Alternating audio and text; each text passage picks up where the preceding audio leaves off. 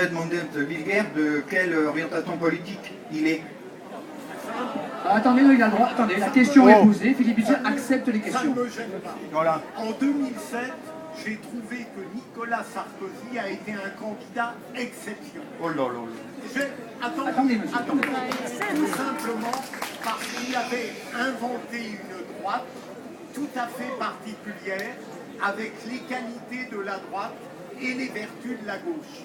Et cette conception atypique de la droite, malheureusement, il l'a détruite de mon point de vue, en partie au cours des 5 ans qui ont suivi, et notamment, j'étais sensible en tant que magistrat à la promesse de la République irréprochable, et durant 5 ans, je ne l'ai pas rencontré.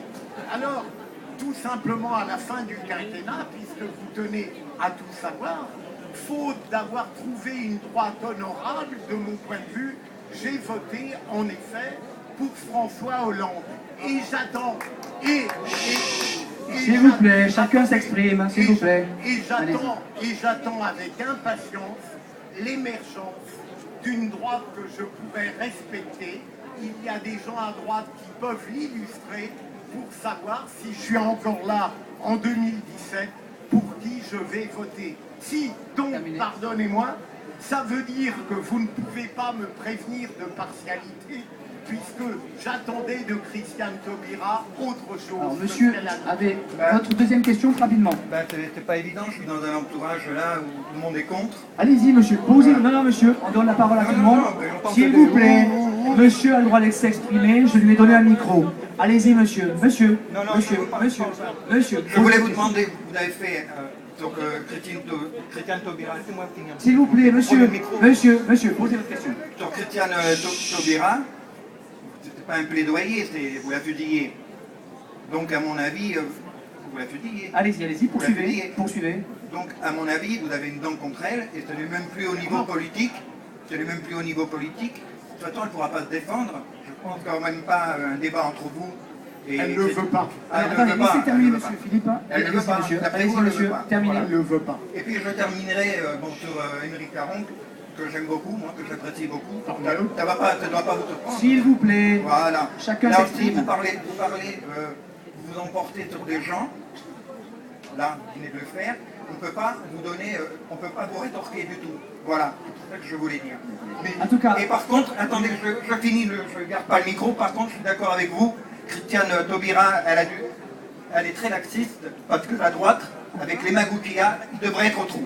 Voilà. Merci, monsieur. En tout cas, vous noterez qu'au Festival du Livre de Nice, on laisse la parole à tout le monde. J'avais une question par ici, Paul Barelli. Paul Barelli, prenez un micro. Ça sera la dernière question, puisqu'on va accueillir Caroline Bigozzi sur son livre sur le pape François. Philippe Bilger, oui. Allez-y, Paul Barelli. Le procureur de Montgolfier disait souvent aux journalistes que le temps médiatique ne correspond pas au temps judiciaire.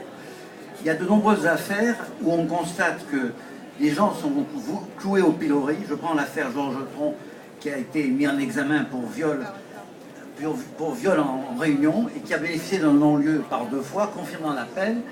Et la presse a relaté les plaintes sans attendre qu'il y ait une information judiciaire. Avant, l'éthique journalistique faisait qu'on ne parlait des affaires que dès lors qu'elles engageaient une instruction. Je pense ce cas parce que je connais bien ce dossier. J'avais parlé de cette affaire au ministre de la Justice qui m'avait dit « Mais c'est vous, les journalistes, qui n'avez pas respecté la présomption d'innocence. » Voilà votre question. Vous voulez réagir par rapport à ça? Oui, Merci Paul. alors, j'en profite. Allez-y Philippe. La présomption d'innocence, c'est capital, mais peut-être vais-je vous étonner. Je crois qu'elle devrait être moins imposée aux journalistes qui ont fait des progrès dans ce domaine depuis une loi 9.1 du Code civil qui leur impose. Mais elle devrait davantage imposer aux magistrats.